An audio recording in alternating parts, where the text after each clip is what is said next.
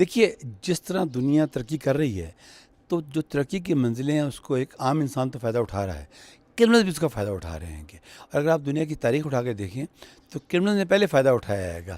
جب پہلا ٹیلی فون بنا تھا تو اس کے 6 مہینے کے بعد اس کا مس یوز شروع ہو گیا تھا۔ ایگزیکٹلی انٹرنیٹ کے ساتھ ہوا ہے گا کہ جب انٹرنیٹ کی ترقی شروع ہوئی ہے تو اس میں کرمنلز بھی آ گئے ہیں گے۔ پہلی بات تو یہ ہے کہ وہ تمام کرائم جو انٹرنیٹ کو یوز کرتے ہوئے کیے جائیں وہ سائبر کرائم کہلاتے ہیں گے۔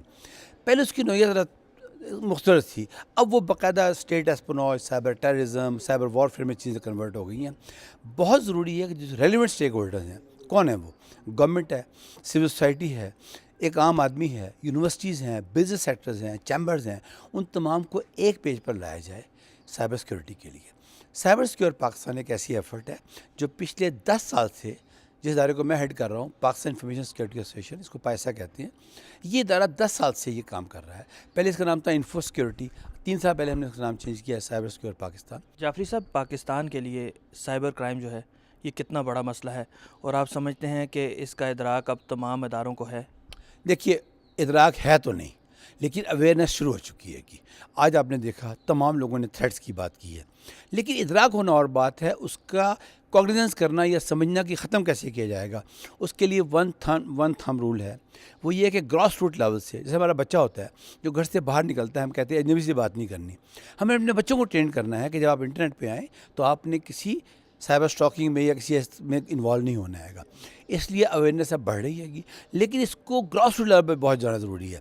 میں سمجھتا ہوں ابھی اویئرنیس صرف کراچی، لاہور، اسلام آباد بڑے شہروں کے اندر ہے، لیکن پاکستان سے ان جگہوں کا نام تو نہیں ہے گا۔ ہماری 90% آبادی ٹاؤنز میں رہتی ہے، سبرب میں رہتی ہے، دیہاتوں میں رہتی ہے گی۔ ایک اور بات ضروری بہت سمجھانا ہے لوگوں کو کہ انٹرنیٹ ایک بزنس انیبلر ہے۔